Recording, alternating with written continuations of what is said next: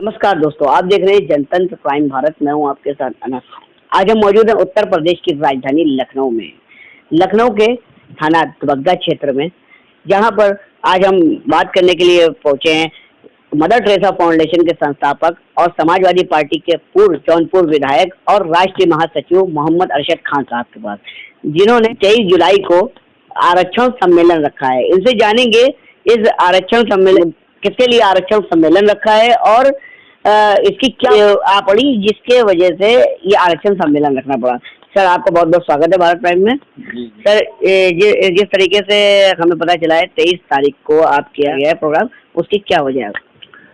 आज़ादी मिले 75 साल हो गए। आज भारत सरकार अमृत महोत्सव मना रही है, लेकिन हम देख रहे हैं कि आज़ादी मिले 75 साल होने के बाद भी पिछड़ी जातियां जो हैं वो आज भी पिछड़ी हुई हैं। उनके 90% लोगों के यहाँ आज भी खुशहाली नहीं आई है, तरक्की नहीं आई है, आबादी के हिसाब से नौकरी नहीं मिली है, शासन प्रशासन में भागीदारी नहीं मिली है। दलितों आदिवासियों की 30% से ज़्यादा आबादी है, लेकिन आज भी 75 साल बाद आज़ादी के उनके 90% लोग आज भी पेट भर खाना नहीं पाते।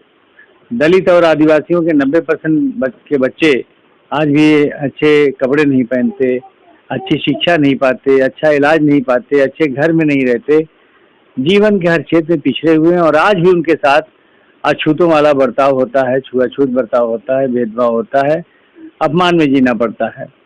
उसी तरह से जो माइनॉरिटी है, मुसलमान, सिख, ईसाई, इनके साथ भी लगातार भेदभाव हो रहा है।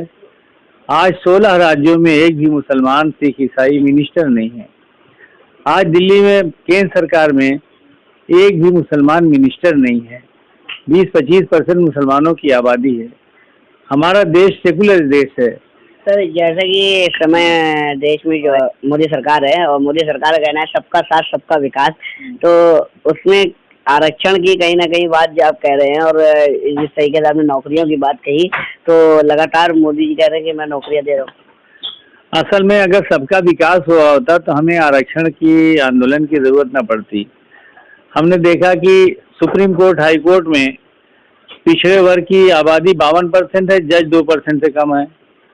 उसी तरह दलित और आदिवासी की आबादी 30% से ज़्यादा है और जज 2% से कम है। तो काबिलियत की कमी नहीं है, डिग्री की कमी नहीं है, योग्यता की कमी नहीं है। जो लोग नौकरियों में भर्ती कर रहे हैं, जजों का अपॉइंटमेंट कर रहे हैं, उनकी नीयत में कमी है। इसलिए और उसी तरह मुसलमान, सिख, ईसाई की भी हिस्सेदारी बहुत कम है। यानी मुसलमान, सिख, ईसाई, दलित, आदिवासी, बैकवर्ड, इनके 5% से कम जज हैं हाई कोर्ट, सुप्रीम कोर्ट में। तो कहाँ मिला है सबका विकास? हम चाहते हैं आबादी के हिसाब से सबको सुप्रीम कोर्ट में, हाई कोर्ट में न्याय पाए। इसी तरह से दलित और आदिवासी 30% से ज़्यादा आबादी है। आज भी दलितों और आदिवासियों पर जुल्म हो रहा है सबसे ज़्यादा। दलित और आदिवासी के 90% लोग आज भी पेट भर खाना नहीं पाते, उनके बच्चे अच्छी शिक्षा नहीं पाते, उनके बच्चे अच्छा कपड़ा नहीं पहनते। 90% दलित और आदिवासी अच्छे मकानों में नहीं रहते। आज भी छुआछूत भेदभाव का बर्ताव होता है। उनके पास डिग्रियों की कमी नहीं है, वो बाबा साहब अम्बेडकर के नक्शे कदम पे चलने वाले हैं। योग्यता कमी नहीं है। आज 30% आबादी है दलित और आदिवासी की, लेकिन हाई कोर्ट, सुप्रीम कोर्ट में 2% से कम जज हैं दलित और आदिवासी के। हम लड़ाई लड़ रहे हैं कि दलितों को उनकी आबादी के अनुपात में 30% आरक्षण न्यायपालिका में, सुप्रीम कोर्ट, हाई कोर्ट में ही मिलना चाहिए। और लोकसभा, विधानसभाओं में 18% आरक्षण है, उसे बढ़ाकर 30% किया जाए। जीवन के हर क्षेत्र में 30% आरक्षण दिया जाए।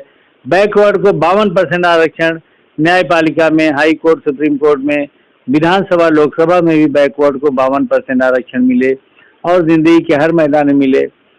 इसी तरह से दलित ईसाइयों, दलित मुसलमानों को आज तक हक, अधिकार, सम्मान नहीं मिला है। बाबा साहब अम्बेडकर ने सभी मजहब के दलितों को अनुसूचित जाति का दर्जा दिया था, लेकिन पंडित नेहरू जी ने 10 अगस्त 1950 को कैबिनेट डिसीजन करके दलित हिंदुओं का तो अनुसूचित जाति का दर्जा बहाल रखा, लेकिन दलित ईसाइयों, दलित मुसलमानों, दलित सिखों, दलित बुद्धों को खत्म कर दिया था। बाद में सिखों ने लड़ाई लड़ी तो 1956 में दलित सिखों का अनुसूचित जाति का दर्जा बहाल हो गया।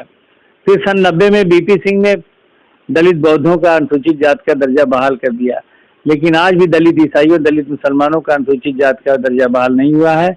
हम आदरणीय नरेंद्र मोदी जी जो हमारे बहुत ऐतिहासिक प्रधानमंत्री हैं, ऐतिहासिक फैसले लेते हैं, उनसे अपील करेंगे कि पिछड़े वर्ग को 52% आरक्षण दें, दलित और आदिवासियों को 30% आरक्षण हिस्सेदारी 10 साल के लिए दें, ताकि वो लोग भी राष्ट्र की मुख्य धारा में आ सकें और उन्हें भी लगे कि उनका भी विकास हुआ है। सर, जिस तरीके से 23 जुलाई को जो आपके यहाँ जो प्रोग्राम रखा गया है, जिसमें आरक्षण सम्मेलन, उसमें आपके कौन कौन मुख्य अतिथि हैं? 23 जुलाई प्रोग्राम में सुप्रीम कोर्ट के बहुत ही मशहूर वकील महमूद प्राचा साहब, जो सोशल एक्टिविस्ट हैं, गरीबों की लड़ाई लड़ते रहते हैं, कमजोरों की।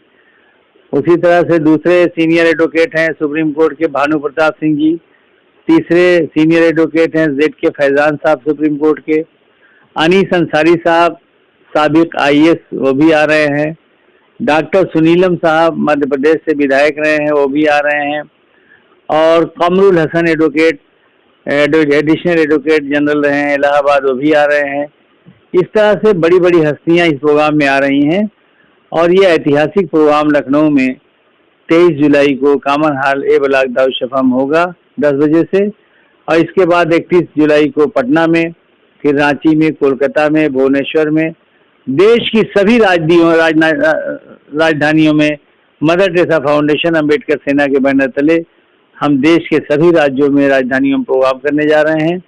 उत्तर प्रदेश में हम रथ यात्रा चलाएंगे और एक रथ यात्रा हमारी जौनपुर, आजमगढ़, मिर्ज़ापुर, सोनभद्र, भदोही में चलेगी और इसे एक बड़ा जन आंदोलन बनाएंगे और बहुत सपोर्ट हमें मिल रहा है दलित, बैकवर्ड, हर समाज का, और इंशाल्लाह ऐतिहासिक सम्मेलन एक मिसाल कायम करेगा।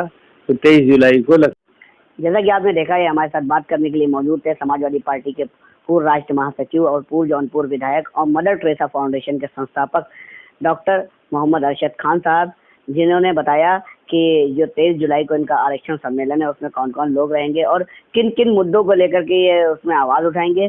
कैमरा पर्सन फैजान सिद्दीकी के साथ मैं अनस खान, लखनऊ।